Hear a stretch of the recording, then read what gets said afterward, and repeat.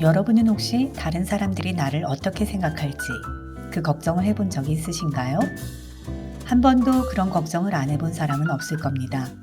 그리고 여기 걱정 많은 한 아이, 카밀라가 있습니다.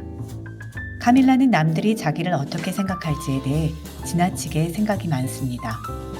어느 날 마음속의 그 걱정이 몸의 이상 반응으로 나타나고 말지요.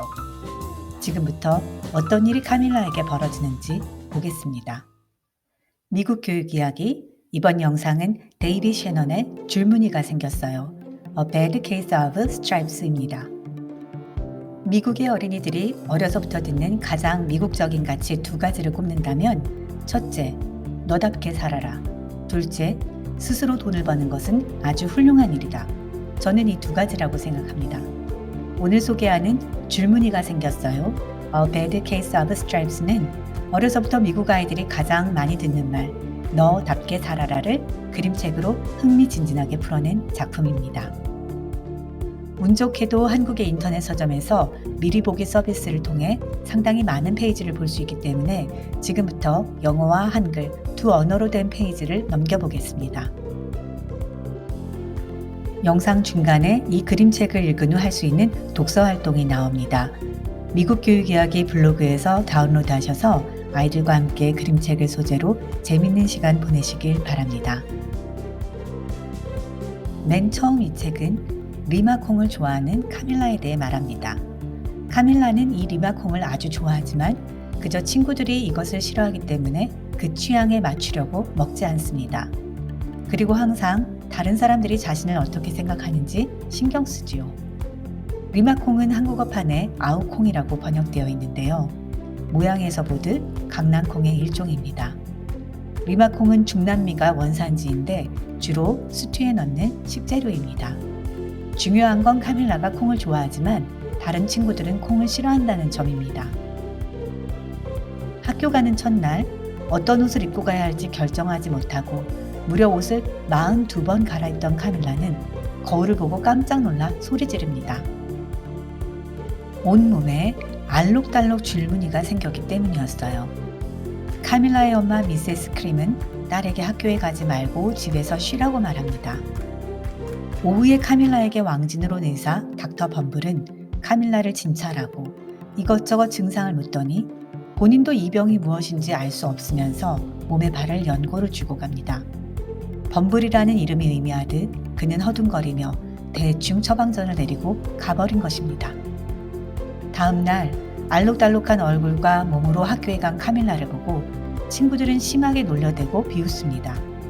카밀라의 몸에 있던 줄무늬는 카밀라 귀에 들리는 말에 따라 이 색깔과 무늬가 계속 변하지요. 마치 카밀라가 항상 다른 사람의 말에 귀 기울여서 본인 생각을 바꾸며 그에 맞추려고 했듯이 말입니다. 카밀라의 몸은 반 친구들이 물방울 무늬! 라고 말하면 물방울 무늬를 보여주고 바둑판! 이라고 누가 소리치면 바둑판 모양을 보여줍니다. 이 일이 있은 그날 밤 교장 선생님이 카밀라의 집에 전화하셔서 카밀라 때문에 수업이 어렵고 다른 학부모들이 카밀라가 전염병을 앓고 있는 것 아니냐며 항의가 심하다고 말합니다. 그리고 집에서 쉬게 해달라고 요청하시지요. 카밀라는 어떻게 될까요? 마지막 장면에서 줄무늬가 말끔히 사라지고 편안하게 웃고 있는 카밀라를 보니 모든 일이 잘 해결되고 줄무늬 병도 다 나았네요.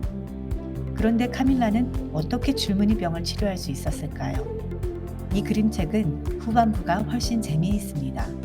누가, 어떻게, 왜 카밀라를 도와주는지 그 이야기에 어른도 빠져들 수밖에 없습니다. 이 책은 미국에서 유치원생인 킨더부터 2학년 학생들이 주로 읽는 그림책입니다.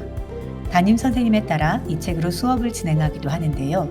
이 책은 자아 정체성, 왕따, 타인에 대한 존중 등 어떤 주제로 토론하냐에 따라 소재가 다양하고 깊어지기 때문에 초등학교 5학년 학생들까지 관심 있게 읽을 수 있는 내용으로 가득합니다.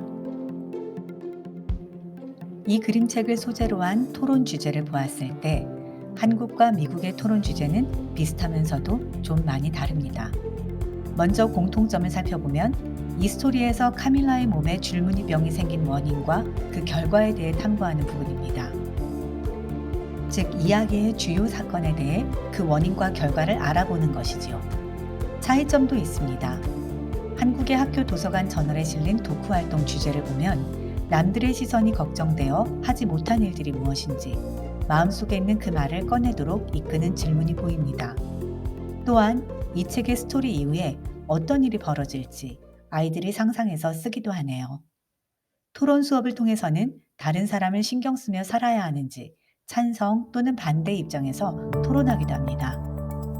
그렇지만 미국의 수업 지도안에 나와 있는 질문들은 주로 남과 나의 차이를 인식하고 인정하는 데 중점을 둡니다. 나는 무엇을 좋아하는지, 다른 사람은 어떠한지, 우리는 제각각 좋아하는 것이 다르다는 점에서 출발합니다. 그리고 타인을 존중하는 행동은 무엇인지, 존중하지 않는 행동으로 보이는 것은 어떤 행동인지 토론하는 것도 수업의 한 부분이지요. 같은 책에 대한 서로 다른 지도안은 각 사회가 지닌 문화의 차이를 보여줍니다.